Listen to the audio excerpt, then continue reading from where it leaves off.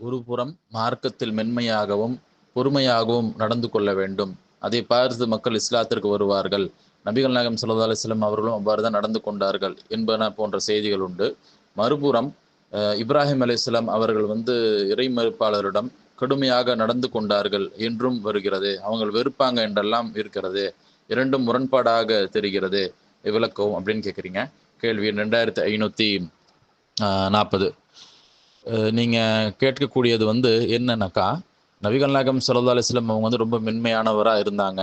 மக்கள் எல்லாம் அதனால வந்தாங்க, மார்க்கத்திற்கு வந்தாங்க. ஆனா இப்ராஹிம் நபி அவங்களை குறித்து ஒரு இடத்துல குர்ஆன் முன்மாதிரி, சிறந்த முன்மாதிரின்ட்டுலாம் சொல்லப்படுது திருக்குர்ஆன்ல. ஆனா அவங்க இறை மறுப்பாளர்களை வெறுத்ததாகலாம் இருக்கே, முரண்பாடா இருக்கே அப்படிங்கிற மாரி நீங்க விளங்கி தான் இந்த கேள்விய முன் வச்சிருக்கிறீங்க. முதலாவது நபிகள் நாயகம் ஸல்லல்லாஹு அலைஹி வஸல்லம் அவர்கள் மென்மையானவர்களா இருந்தாங்களானாக்கா அப்படிதான் இருந்தாங்க. திருக்குர்ஆன்லயே அதற்கு சான்று இருக்கு. ஃபபிமா ரஹமத்தின் மினல்லாஹி லின்த லஹும். நபியே நீங்க மென்மையாக நடந்து கொள்வது என்பது அல்லாஹ்வினுடைய அருளால் தான் அப்படின்ட்டு அல்லாஹ் சொல்றான். அப்போ நபிகள் நாயகம் ஸல்லல்லாஹு அலைஹி வஸல்லம் அவங்க மென்மையானவர்களா தான் இருந்தாங்க.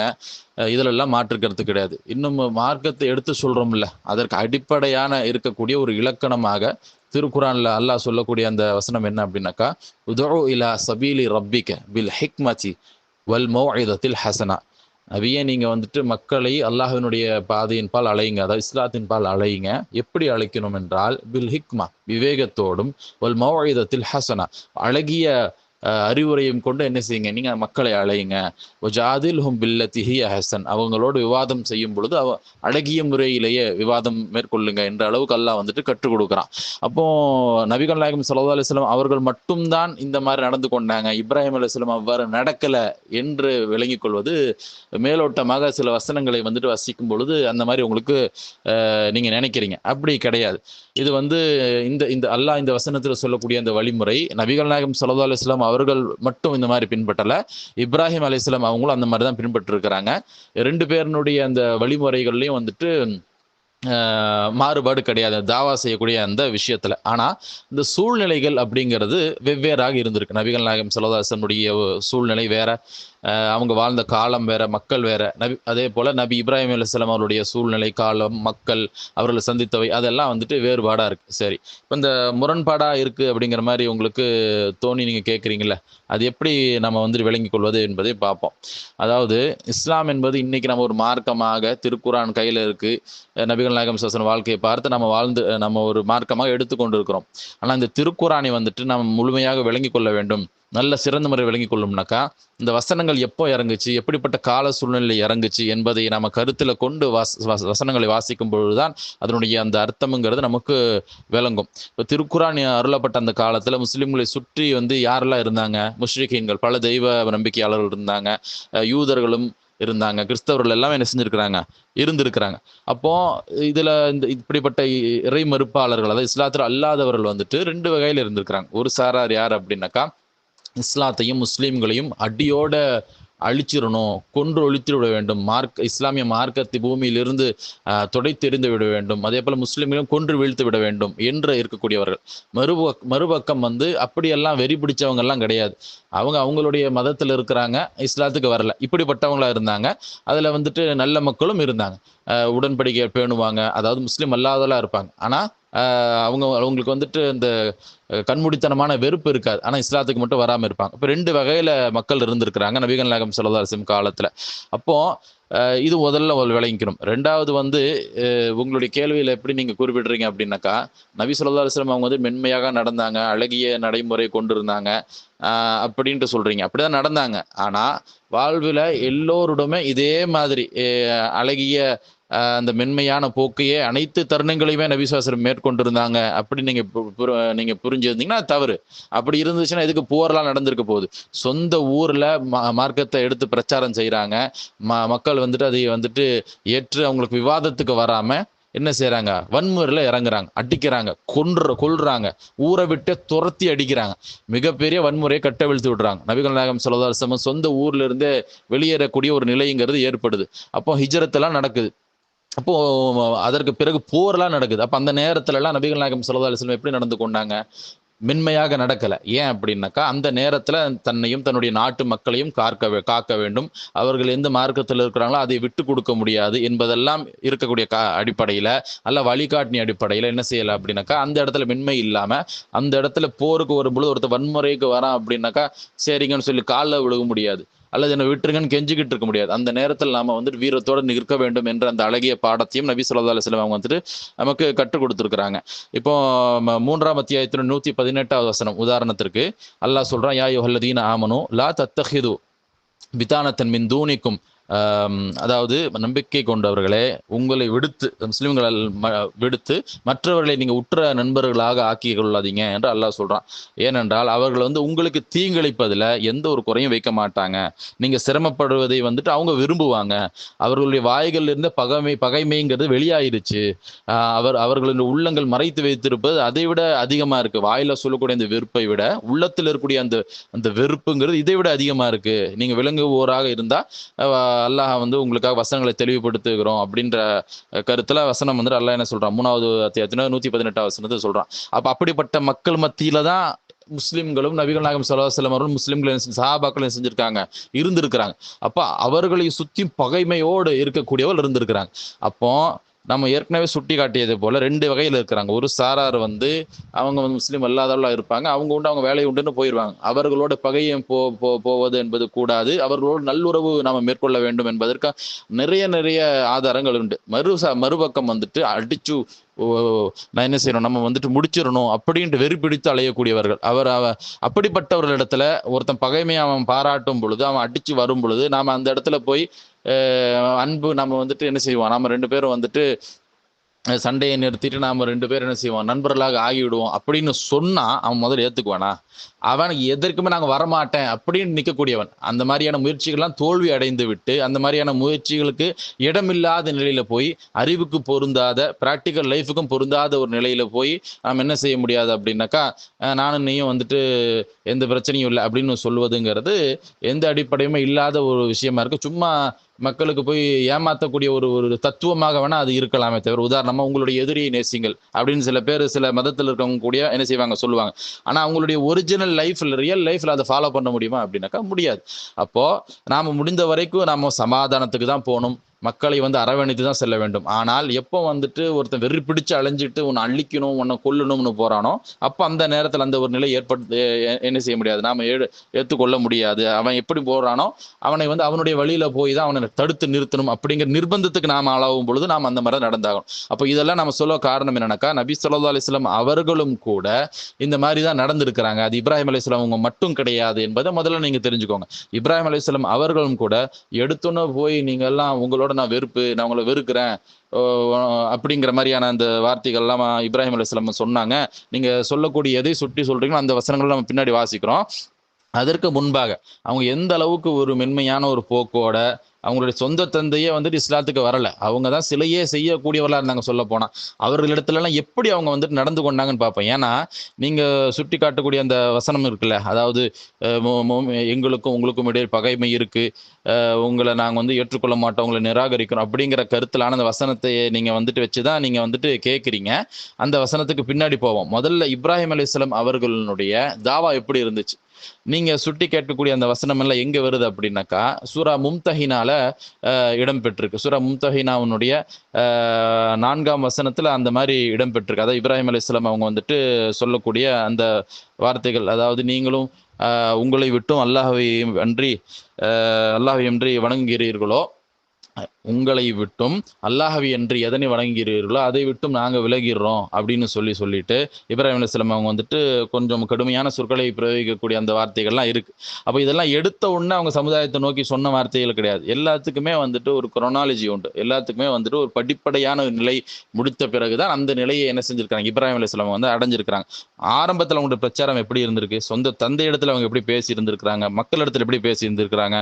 உதாரணம் சூரா மரியம் 19ஆம் அத்தியாயத்துல அல்லாஹ் சொல்றான் பாருங்க. 19ஆம் அத்தியாயத்தினுடைய 42ஆம் வசனத்துல இது கால லி அபீஹி யா அபதி லிம தஅபுதூன மா லா யஸ்மஉ வலா யுபுசிரோ வலா யுகனி அன்க ஷையா, என்னுடைய அருமை தந்தையே, அவ்வளோ பாசமாக அப்படின்னு அழைச்சி என்ன செய்யறாங்க அப்படின்னாக்கா, எதையுமே கேட்காத பார்க்காத, உங்களுக்கு எந்த ஒரு பயனும் அளிக்காத போய் ஏன் வணங்குறீங்க அப்படின்னு சொல்லி என்ன செய்யறாங்க அப்படின்னாக்கா, இப்ராஹிம் அலைஹிஸ்ஸலாம் அவங்க வந்துட்டு கேட்கறாங்க. அதை நீங்க நிறைவூட்டுவீராகன்னு சொல்லி அல்லாஹ் என்ன சொல்றான், அந்த வசனம் சொல்றான். அதே மாதிரி அதுக்கு அடுத்த வசனம் பாருங்க, 19வது அத்தியாயத்தில் 43ஆம் வசனத்துல ஒவ்வொரு வசனம், என்னுடைய அருமை தந்தை யா அபதி இன்னி கது ஜாஅனி மினல் இல்ம், எனக்கு வந்து இறைவனிடத்திலிருந்து ஞானம் கிடைச்சிருக்கு, எனவே நீங்க என்னை பின்பற்றுங்க, உங்களுக்கு நேரான பாதையை காட்டுறேன் அப்படின்னு அந்த ஒரு பாசத்தோட சொல்றாங்க. ஒரு தடவை தந்தையை அழைச்சிட்டு எல்லாம் சொல்லல, ஒவ்வொரு முறையுமே அது வந்து அவருடைய மனசுல ஒரு ஒரு மாற்றத்தை ஏற்படுத்தும். அப்படிங்கிறதுனால தான் அவ்வளவு பணிவானவராக, இரக்க குணம் கொண்டவராக நபி இப்ராஹிம் அலைஹிஸ்ஸலாம் அவர்கள் இருந்திருக்காங்க.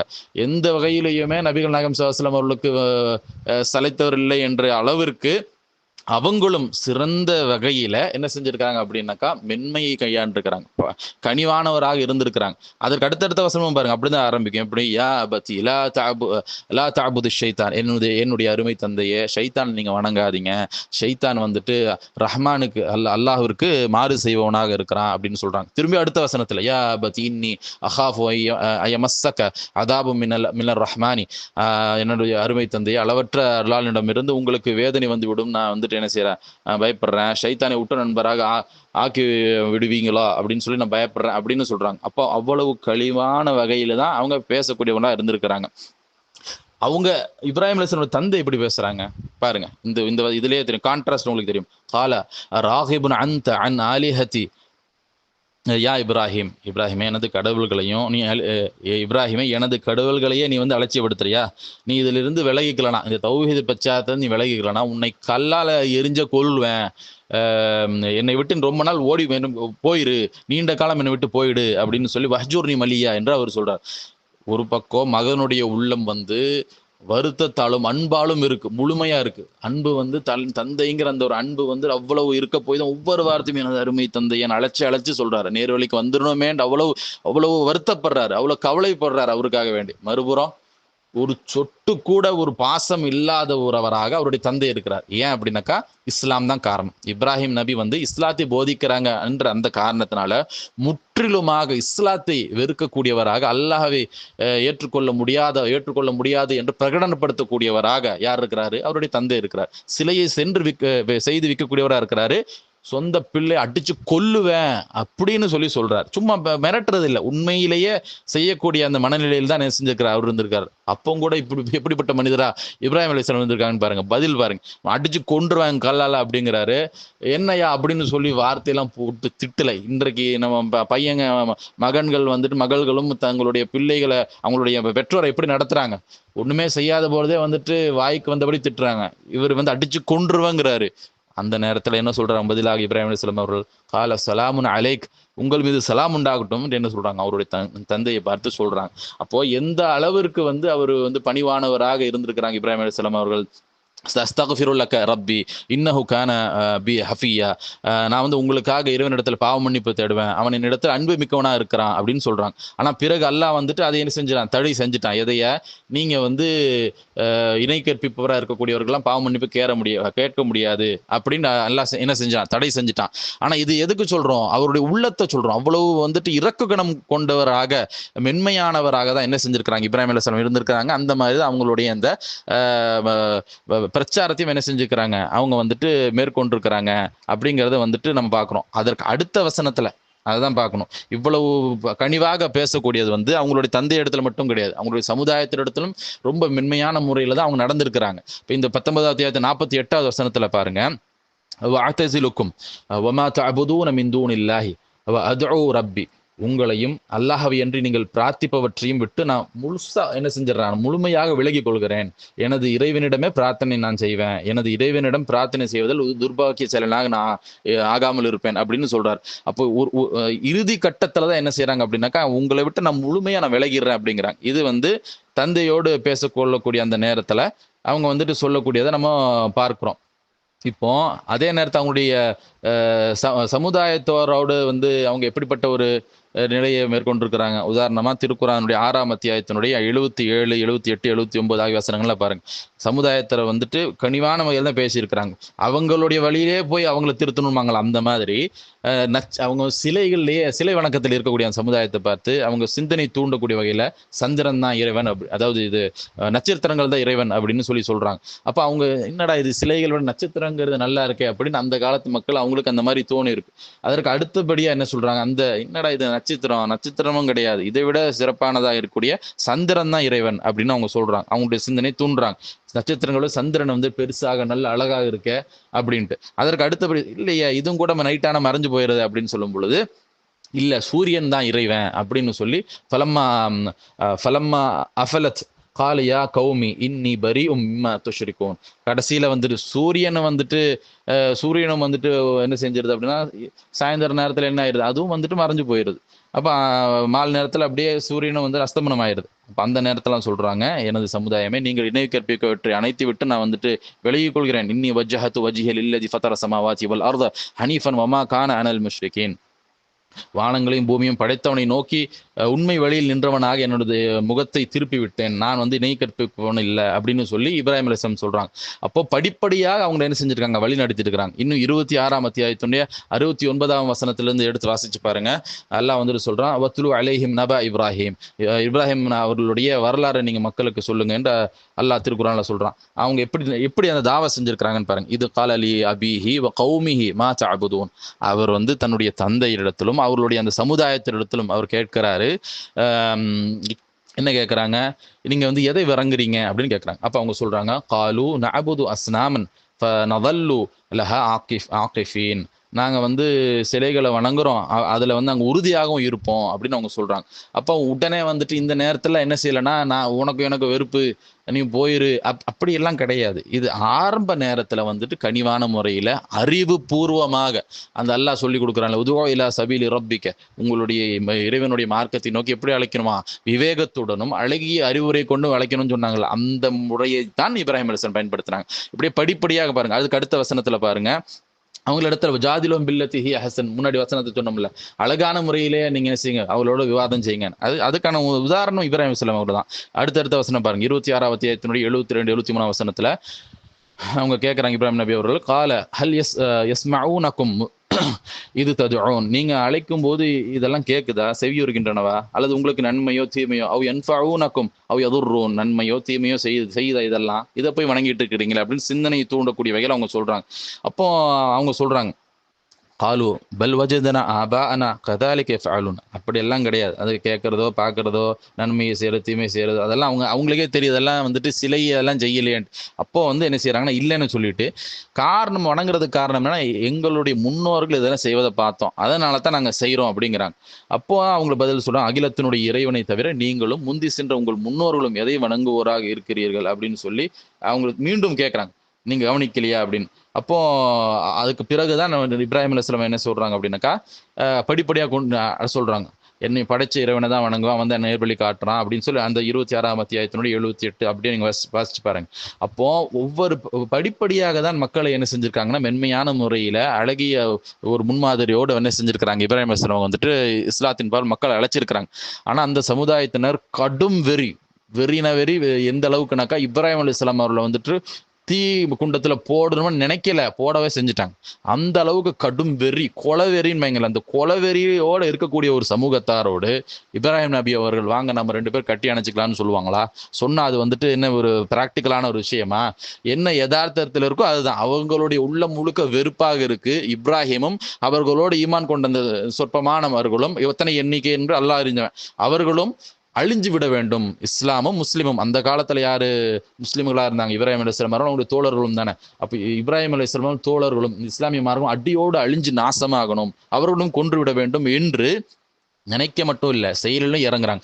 அப்படிப்பட்ட வெறி பிடித்தவர்கள், அவர்கள் இடத்துல திரும்பவும் எதுவுமே வேலை செய்யாது. அப்படி இஸ்லாத்தை சொல்வது எதற்குமே ஃபாய்தா இல்லை. இப்ப அல்லாஹ் சொல்றான்ல, சும்மும் புக்கும் அம்மின் ஃபஹும்லா, அதாவது நீங்க அவர்கள் செவிடர்கள் குருடர்கள், நீங்க அவரிடத்துல எந்த இஸ்லாத்தை எடுத்து சொல்வதன் காரணத்துல அவங்க திரும்பி வரப்போறது கிடையாதுங்கிற அளவுக்கு சிலர் பத்தி அல்லாஹ் சொல்றான்ல, அந்த நிலைக்கு அவங்க அடைஞ்சிட்டாங்க.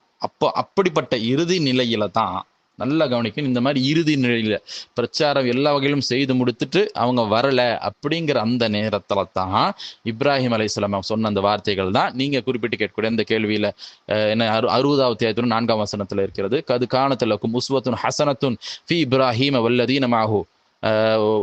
அதாவது இப்ராஹிம் அவரிடத்திலும் அவர்களுடைய தோழர்களிடத்திலும் அவரோட இருந்தவர்களிடத்திலும் உங்களுக்கு அழகிய முன்மாதிரி இருக்கிறது அல்லாஹ் சொல்றான். எதுல? இது காலுலி கௌமிஹி இன்னா பராஉ இன்னா புராஉ மின்கும் வ மிம்மா தஅபுதூன மின் தூனில்லாஹ். உங்களை விட்டும் அல்லாஹ்வை அன்றி எதனை வணங்குகிறீர்களோ அதை விட்டும் நாங்கள் விலகியவர்கள். நாங்க நடிக்கக்கூடியவர்கள் கிடையாது. நீ முடியாதுங்கிற, நான் அடிச்சு கொல்லணுங்கிற, உங்களுக்காக என்னுடைய அனைத்தையும் மாற்றிக்கொள்ள முடியாது. நான் முஸ்லீம் தான், என்னோடு இருப்பவர்களும் முஸ்லீம்கள் தான். நாங்க என்ன செய்ய முடியாது, உங்களுடைய வழிக்கு வர முடியாது என்று சொல்லி நாங்கள் இதில் ஷிர்கை விட்டும் முழுமையாக, குஃப்ரை விட்டும் முழுமையாக நாங்கள் விலகியவர்கள் என்று சொல்றாங்க. அதற்கு பிறகுதான் சொல்றாங்க, என்ன சொல்றாங்க, கஃபர்னாபிக்கும், நாங்க உங்களை மறுக்கிறோம். அதை இதுக்கு நம்பிக்கை இழந்தாச்சு. இதுக்கு மேல அவங்க இஸ்லாத்துக்கு வருவாங்க அப்படிங்கிற ஒரு பாயிண்டே கிடையாதுங்கும் பொழுது நாங்க உங்களை மறுக்கிறோம் அப்படின்ற அளவுக்கு சொல்லிட்டு கஃபர்னாபிக்கும் வத பைனனா வ பைனகுமுல் அதாவத்து வல் பக்தாஉ அபதா ஹத்தா துமினு பில்லாஹி வஹ்தா இல்லா. அதோட சரி, இது வரைக்கும் போதும். இதுல என்ன சொல்றாங்க அப்படின்னாக்கா, அல்லாஹை மட்டும் நீங்கள் நம்பிக்கை கொள்ளும் வரை எங்களுக்கும் உங்களுக்கும் இடையே பகைமையும் வெறுப்பும் என்றென்றும் ஏற்பட்டு விட்டது என்று இப்ராஹிம் அலைஹிஸ்ஸலாம் அவங்க சொன்னதை அல்லாஹ் சொல்லி காமிக்கிறான். அப்ப இதெல்லாம் எப்போ சொன்னாங்க? அவர்களுடைய, அதாவது இப்ராஹிம் அவர்களும் இப்ராஹிம் அலைஹிஸ்ஸலாம் அவரோடு இருக்கக்கூடிய அந்த தோழர்களுக்கு அவங்களுடைய உள்ளத்துல இருக்கக்கூடிய அந்த அவர்களுடைய எண்ணங்களை விடவும், அவர்களுடைய அந்த ஃபீலிங்ஸ் சொல்றோம்ல, அதை விடவும் எதிர்த்தரப்புல இருக்கக்கூடிய அந்த இறை நிராகரிப்பாளர்கள் முஷ்ரிக்கீன்களுடைய உள்ளத்துல முழுமையான வெறுப்பு இருக்கு, பகைமை இருக்கு, கொன்று விட வேண்டும் அப்படின்னு நினைக்கிறாங்க. அந்த மாதிரி செயல்களையும் ஈடுபடுறாங்க. ஆனா இப்ராஹிம் நபி ஆகட்டும், அவங்களுடைய தோழர்கள் ஆகட்டும், கொன்று ஒழிக்கணும் அப்படின்ட்டு எல்லாம் என்ன செய்யலை, இதுல சொல்லலை. மாறாக பகைமை இருக்கு அப்படிங்கிறது உணர்ந்து கொண்டு, நீ பகைங்கிற அது உண்மைதான், பகைதான், அந்த கொள்கை அடிப்படையில பகை என்பது இருக்கதான் செய்கிறது. அது எது வரைக்கும் அப்படின்னாக்கா, உன்னை கொன்றொழிக்கும் வரைக்கும் அப்படின்னு சொல்லலை. எப்படி சொல்றாங்க, எப்படி கனிவானவர்களாக இருந்திருக்காங்க பாருங்க. நீங்க அல்லாஹ் ஒருவனை மட்டும்தான் இறைவன் என்று ஏற்றுக்கொண்டு விட்டால் இது எல்லாமே மாறிடும், எல்லாமே மாறிடும். நான் உங்களை நேசிக்கக்கூடியவர்களாக மாறிவிடுவோம் என்று அர்த்தம் புரிந்த வகையில இப்ராஹிம் அலைஹிஸ்ஸலாம் சொல்றாங்க. அப்ப எனவே இந்த வசனத்துல சொன்னதுங்கிறது பிரச்சாரத்தினுடைய இறுதி கட்டத்துல கொலைவெறி பெடுத்த ஒரு சமூகத்தை நோக்கி இப்ராஹிம் அலைஹிஸ்ஸலாம் அவர்களும் அவருடைய தோழர்களும் இப்படிப்பட்ட ஒரு நிலையை மேற்கொண்டிருக்காங்க என்பதுதான் அர்த்தமாக இருக்கிறதே தவிர, மாறாக நீங்க எடுத்த உடனேயே இந்த மாதிரி என்ற ஒரு நிலைங்கிறது கிடையாது. இதற்கு ஒப்பதான் நபிகள் நாயகம் ஸல்லல்லாஹு அலைஹி வஸல்லம் அவர்களுடைய வாழ்க்கை முறையும் இருந்துச்சு. நபி ஸல்லல்லாஹு அலைஹி வஸல்லம் அவர்கள் அனைத்து கட்டத்திலும் அப்படியே மென்மையாவே இருந்துகிட்டு போகல. சில நேரங்கள்ல நாம அந்த மென்மையோடு நடந்து கொள்வது அப்படிங்கிறது முட்டாள்தனமா போயிடும். சில தருணங்கள்ல மக்களை நாம காக்கக்கூடிய நிலையில ஒரு தலைவர் இருக்கிறாரு, அழிக்கிறதுக்கு ஒரு படை இருக்கு, நான் மென்மையா நடக்கிறேன், அவனை யாரும் அடிக்க மாட்டேன் அப்படின்னு என்ன ஆகும், அவன் போட்டு தாக்கிட்டு போயிட்டே இருப்பான். அப்போ அறிவுபூர்வமாகவும் நடந்து கொள்ள வேண்டும் அடிப்படையில இப்ராஹிம் அலைஹிஸ்ஸலாம் அவர்கள் எப்படி நடந்து கொண்டாங்களோ அதே மாதிரி தான், அந்த அழகிய வழிமுறையை பின்பற்றி தான் நபிகள் நாயகம் ஸல்லல்லாஹு அலைஹி வஸல்லம் இருந்திருக்கிறாங்க. எனவே இது ரெண்டுக்குமே முரண்பாடு இல்லை. சுருங்க சொல்லணும் அப்படின்னாக்கா, இந்த பிரச்சாரத்தினுடைய ஆரம்பத்துல இருந்த ஒரு நிலைங்கிறது பிரச்சாரத்தினுடைய இறுதியில, அதாவது இதுக்கு மேல அவங்க இஸ்லாத்துக்கே வரமாட்டாங்க, வெறிப்பிடிச்சு மிருகங்களாக மாறிட்டாங்க அப்படிங்கிற அந்த நேரத்துல சொல்லக்கூடிய அந்த வார்த்தைக்கும் வித்தியாசம் உண்டு. நீங்க அதுதான் என்ன செஞ்சுக்கிட்டீங்கன்னா, குர்ஆன்ல இருக்கக்கூடிய நபிகள் நாயகம் ஸல்லல்லாஹு அலைஹி வஸல்லம் அவர்கள் மென்மையா இருந்தாங்க அப்படின்னு வரக்கூடியதையும், இப்ராஹிம் அலைஹிஸ்ஸலாம் இப்படி சொன்னாங்க அப்படிங்கிறதையும் நீங்க அங்க இங்கேயும் பொருத்தி பார்த்துட்டீங்க. ஆனா ஒவ்வொன்றுக்குமே ஒரு குரோனாலஜிங்கிறது உண்டு. எது ஆரம்பம், எது நடுவில் இருக்கிறது, எது இறுதி இருக்கு அப்படிங்கிறது. அப்ப இதை ஒழுங்காக நம்ம ஒரு பசில் மாதிரி, சரி இப்படிதான் இது நடந்திருக்கு, இதுதான் ஆரம்பம், இதுதான் நடுவில் நடந்திருக்கு, இதுதான் இறுதியில் நடந்தது அப்படிங்கிற நம்ம விளங்கிட்டோம் அப்படின்னாக்கா குழப்பம் இருக்காது, முரண்பாடுங்கிறது இதுல கிடையாது.